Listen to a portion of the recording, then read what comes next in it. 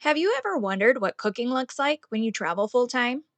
Do you think it involves roasting hot dogs over an open campfire every night? Because that's exactly what I thought. So much so that for our first 3 months on the road, I cooked almost every meal over an open flame. But here's the thing, living in an RV isn't limited to nightly campfire cookouts. With a little creativity and the right setup, you can cook just about anything on the road. This week, I'm chatting with Sarah, a fellow full time RVer who's going to share her best tips for cooking and eating healthy while traveling full time. Sarah and her family have been on the road for nearly 5 years, and they've learned a lot about how to make mealtime work no matter where they are. Whether you're in a tiny camper or a spacious rig, you won't want to miss this conversation.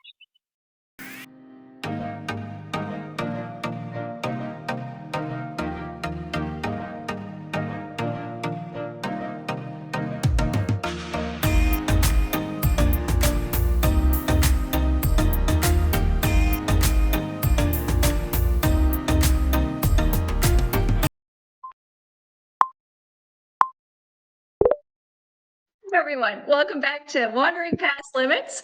Today I am diving into um, the lifestyle and the blends of freedom and sustainability with my friend and RV queen, Sarah, who is going to be telling us all about how she got onto the road and started RV life and how they managed to continue with homesteading and sustainability in eating healthy while on their travels.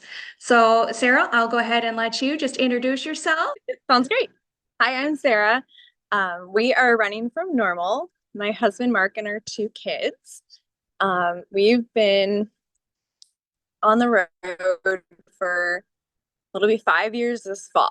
So we are blessed to be on the road part-time and stationary part-time for work. So it allows us to kind of blend those two desires of wanting to travel and being able to do a few more of those homesteading activities. We actually used to have a hobby farm before we hit the road, but we learned through a series of kind of tragic events of a lot of deaths that life is short and we don't want to wait and hope that we are in good shape when we retire, and we want to make memories with our kids and as a family together. So we decided just to go for it. And COVID kind of brought that home because we didn't know what school was going to look like. So we're like, well, we can homeschool. And my husband is seasonal, so he was off anyway. I'm like, we could just leave and go explore. So we did and haven't looked back. I think COVID, that definitely is something I hear a lot from RVers is after COVID and we realized that we could homeschool our kids. I don't know about you. I know with our kids, they got sent home from school for about a month. And when they were Yep. home, I never initially thought about homeschooling. Like that was just not my Yeah. thing at all. And after they came home for that month, it was actually, I kind of enjoy this. I kind of enjoy this time with them. And that was one of the reasons Mhm. why we jumped in on the road. Was that kind of the same for you? Yeah. I was like, oh, maybe we could do this because my husband had watched various RVers YouTube channels and was like, wouldn't this be amazing? Because we love camping and RVing. I'm like, yeah, but how would that work? Like, you're either at work or the kids are at school. And then it's like, ta-da, Yeah. here you go. Here's an option. So, Oh, that's awesome. And you said before you hit the road, then you had a hobby farm? we did. I want to hear more about this hobby farm. Like you had Okay. chickens and Yep. We had egg laying chickens and we did raise meat birds too. We tried turkeys once and I still have a scar from trying to carry a turkey to safety. I just want to put that out. I was trying to move it to safety.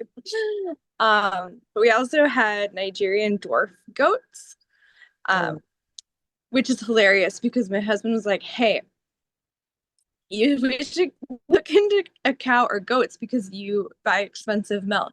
Well, let me tell you, the cost of buying goats and everything that came with it was far more than I ever would have spent on milk. but but it was really fun. We bred them, so our kids got to watch live births of the baby oh, goats and have those experiences. and we tried bees. We were really, really bad beekeepers. We only got honey 1 year out of 3. But so it's too cold up here, and they left. I mean, we had a garden and like fruit trees and things like that. And yeah, it was really a really good experience. But we all kind of had a desire to see the world a little bit more. And those two things are really hard to pair because homesteading and a full-on farm requires you to be home or have Yeah. really good family and friends who will come care for your animals if you want to travel.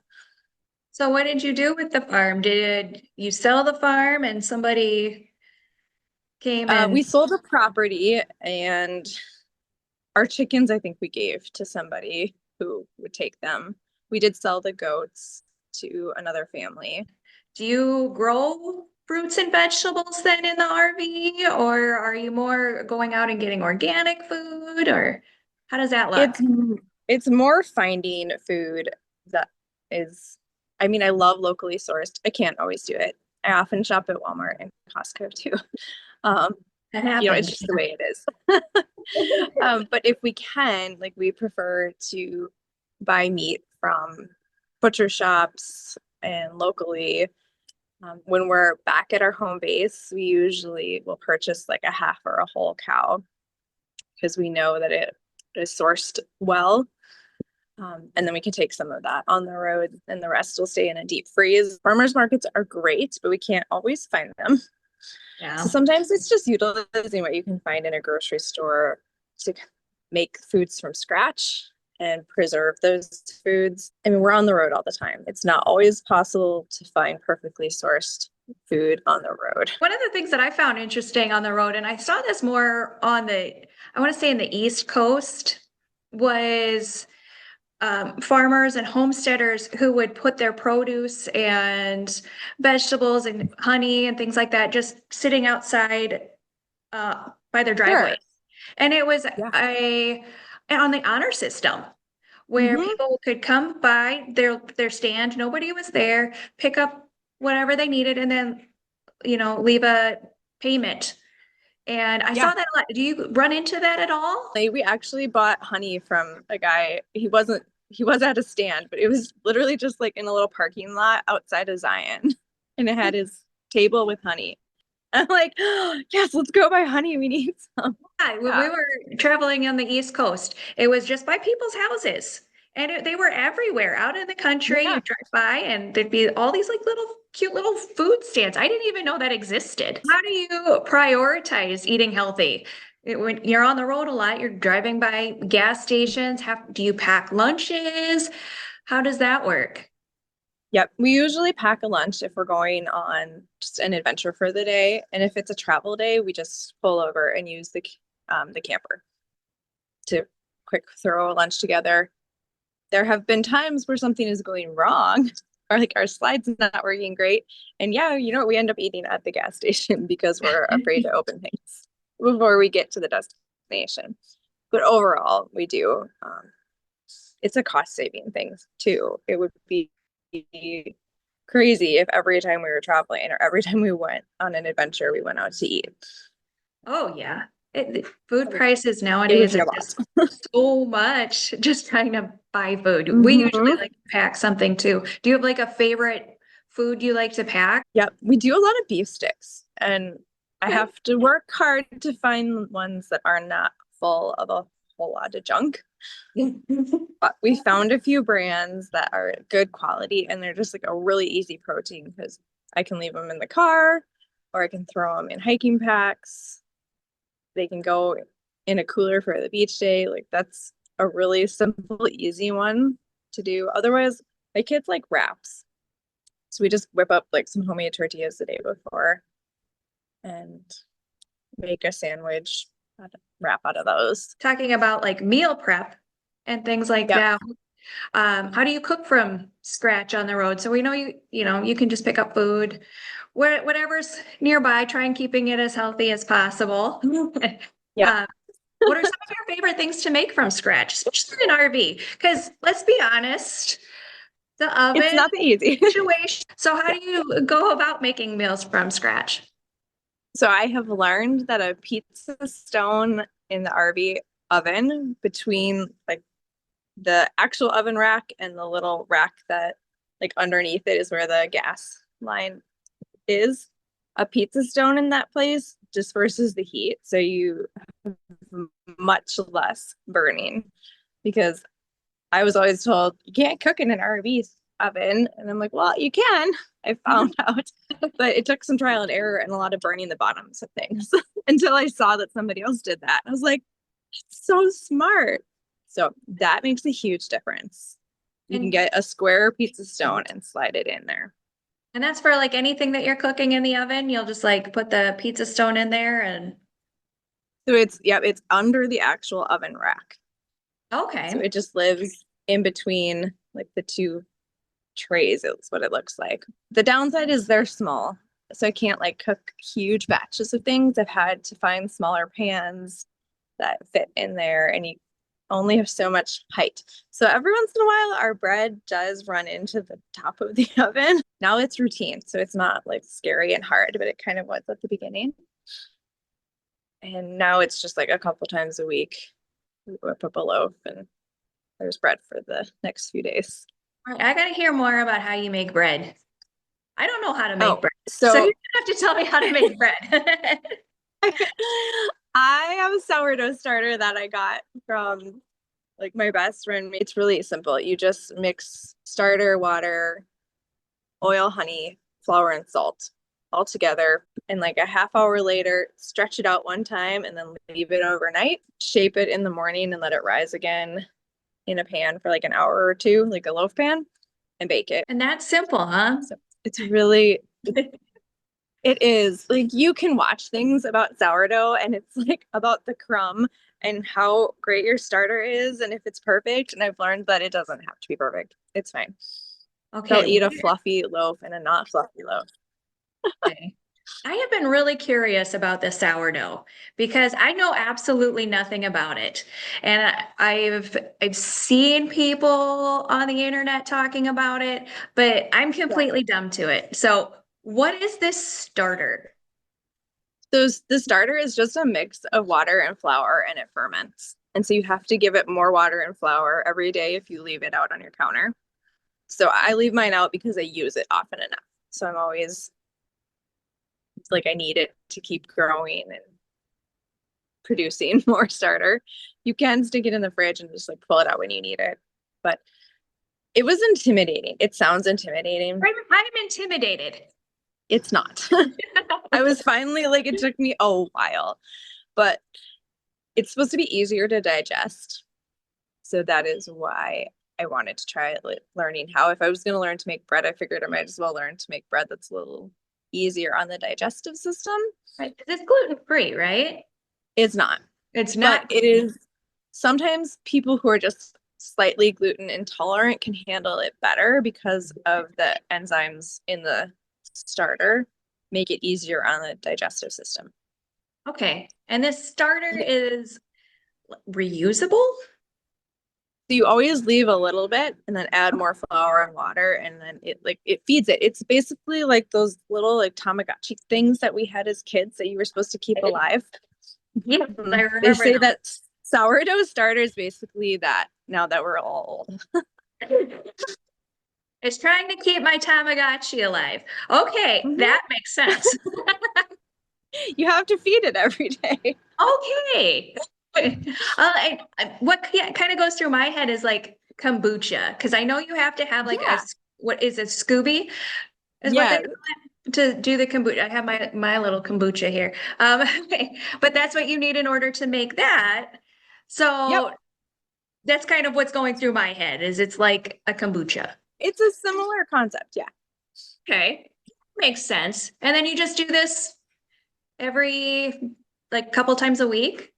Yeah. So if I'm just feeding it, I just take like a certain amount of flour and a certain amount of water and add it and stir it and stick it back on the counter. It's not as scary as I thought it would be. And I can cook it in the RV, which is really nice. Yes, I I would, will tell you. I have just been completely intimidated. I've seen you cooking it on your videos and on your yeah. Instagram and I've seen some other people doing it as well. And I'm like, I don't even know what this is. Like, what is the Yeah, starter? So thank you for explaining that because I had of no idea. course. Yes. If you can't get starter from somebody, you can make your own. There's like instructions for it Okay, from where would you someone. find those at? Just Google? Google it. I would just Google it. Just Google how to make a starter and then just Yeah. kind of keep a piece of it with. Okay. All right, I'm Yeah. getting what you're throwing down here. Yeah. So, what are some other things that you make from scratch? So, sourdough bread. What is something else that you make? So we make lots of tortillas because Okay. our kids like them for sandwiches, and of course we like tacos. 'Cause who doesn't? Okay. Um, we do almost all of like our spice mixtures, our dressings, sauces, things like that. Um, I can make those from scratch too. Not that I don't buy a jar of spaghetti sauce sometimes too, but we have ways of making. I've learned if you just buy bulk like organic spices, then like I think there's like 10 that I always keep on hand and I can make almost any combination of things that I need. Okay. So whether it's taco seasoning or chili seasoning or like Italian dressing mix, different rubs, because we do a lot of smoking. We have a little like portable grill smoker that comes with us. His thing is spices are lightweight and they don't take up a lot of space. That's awesome. So you make a lot of just your own uh you said even dressings? Where do you Yep, have it's so easy. It's like oil, vinegar, and spices, and you shake up the bottle. and I'm paying how much for it? Well, that's the other thing.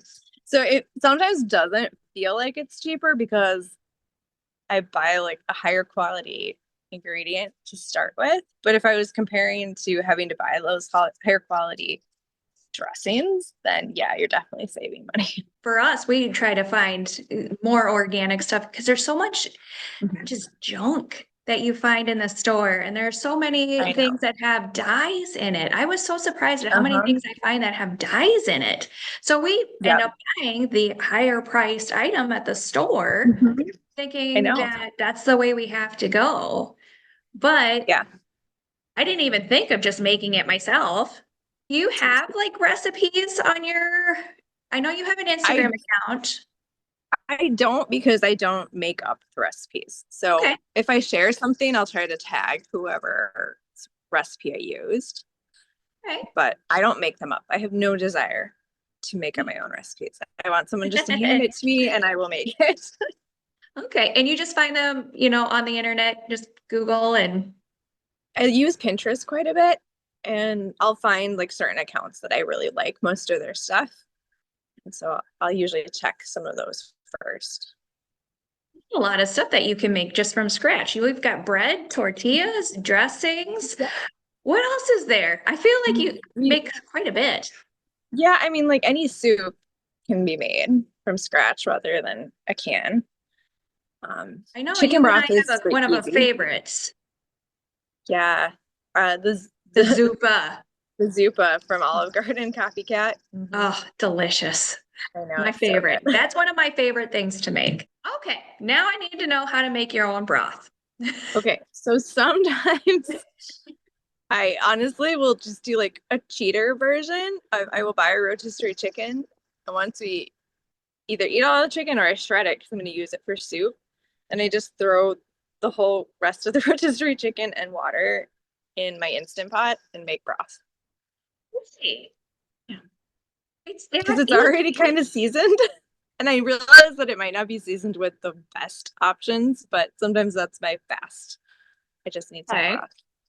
Otherwise, you can do like a whole chicken with onions, carrots, celery, pepper, garlic, and put it. I use an Instant Pot a lot for broth. You can just simmer it for like half a day on your stove too. Otherwise, when we buy like our meat, we usually get soup bones. So that's what we do beef broth. Kind of the same concept. Take the soup bones, throw in some veggies. You can like save your veggie scraps to throw in. So like when you cut off the edge of carrots or onions or celery, it can just go in your broth to add flavor. Very interesting. I didn't even think that I could do any of this stuff. So you're making me feel like I could actually pull this off, which is Of very course you exciting. could. You're, yes, My- it's really not that hard. It's just it takes time. Is this going to take me all day to? It depends on what you want to make, but no. And once you've done it like 2 or 3 times, you're just like, oh, it's like when you're cooking spaghetti. Like you can multitask and cook spaghetti. Yeah. So once you're comfortable with it, it's easy to just have it as like part of whatever's going on. And I know you've got 2 kids. Are your kids Yep. involved in the homesteading and the cooking and all of that as well? So I think both of them need to learn how to cook. So my son will, but my daughter loves to. Like she really likes that kind of stuff. So she'll often ask to help cook and gets really excited. Where for him, I'm more like, hey, you need to know how to feed yourself. I feel that with my teenage boy as well. It's like, Yeah. come on, I can't do this for you forever. You've got to Yeah. learn these things. I like learning how to do new things, and I'm trying to learn more on how to do things myself as well. That's why I'm so excited to talk to you about how to make my own things because there's a lot of things that I didn't even think that I could do. I just have gotten so complacent on, well, I got to go to the store and buy it. Things I've learned have stemmed from going to the grocery store and going like this. Oh, I don't want to eat that. I bet I can figure out how to make it. Some of the things too, and I don't know if you've noticed this either, but some of the healthy food that I find on one side of the country doesn't exist on the other side of the country. I know. Yes. To find some of the healthy stuff I want to eat because it doesn't exist at this store. I know. Our healthy Yeah. mayo that we usually get is MIA, and it has been for the last Yeah. few months in all the places we've been. So that's one of my next things to do because apparently it is like the simplest thing to make. It's like 3 or 4 ingredients and a blender. Of course, it's going to be one of the easiest things. And I was like, oh, but we had some of the good mayo. And I was like, well, I paid for this, so I'm going to use it up first. Is there anything that you would like to say to let people know who are interested in doing and making their own food, whether they're in an RV traveling or in their homes? What is something that you would recommend? Start with one thing, get comfortable with it, and then add another because you can start down rabbit holes of ingredients at the grocery store or all the things that you can make, and it can be really overwhelming really fast, and you'll just be like, nope, forget it. So like perfect a loaf of bread or say, I'm gonna make my own chili seasoning and taco seasoning. Like just start small. And if you live in an RV, you have to get a little creative with food storage because it does require keeping more things on hand. So we have like our pantry and we have our extra pantry slash what used to be my husband's side of the closet. Now stores a lot of extra food stashes around so that we always have a lot of basics like spices, tomato products, beans, oils, because most things, if you have like that basic grouping, then you can make just about anything. And you kind of learn what works for your family and what things you eat all the time. And you just keep those things on hand. So that is my advice. Start small, get a little creative with where you store stuff. Don't do what I would do and just like start getting all the things and doing them all at the same time. That'd be overwhelming. I have done that and gotten really overwhelmed. And I didn't think I could do it at all in the RV. So I barely did it for the first couple of years. And then I was like, man, I really miss all of that stuff. Let's see what I can do that works in the RV. And yeah, I can't grow a garden for, and bring it with me. But you can do so many of those things. You can even if you want to, if you have a space where you can store stuff. So yeah, space is definitely a challenge. But it yes, sounds like you're overcoming that and finding ways to make it work. And I absolutely love that. Thanks. Yeah, we're trying. Well, thank you so much for coming on to Wandering Past Limits and doing this Q&A with me. And I just really appreciate learning all of these new things. I see so many amazing things from your channel and on your Instagram. And would you like to plug it for all of us again, just to let us know where they can find Yes, you? absolutely. But first, just thank you for having me. This was really fun, and it's always exciting to just be able to share a passion and help people know that they can merge worlds that don't look like they go together. So thank you for letting me share that. And yes, we are running from normal and we are on most platforms. Perfect. Well, thank you so much. This is not always like my part. If for any reason you were just like talking and then if you do what I do and then just forget what I'm doing. Because of the Zupa, we use bone broth. Do you make your own bone broth? I do. Sorry, you have tiny hands in the background. Tiny hands in the background. It was so cute. I just saw this little like. Well, that's going in the blooper reel. I love it. It's super cute. Okay, sorry. What was the question? Feeling Oh, bone cookies. broth. Yes, I do make my own broth. Thanks for being here with us at Wandering Past Limits. If you felt inspired, be sure to like and subscribe.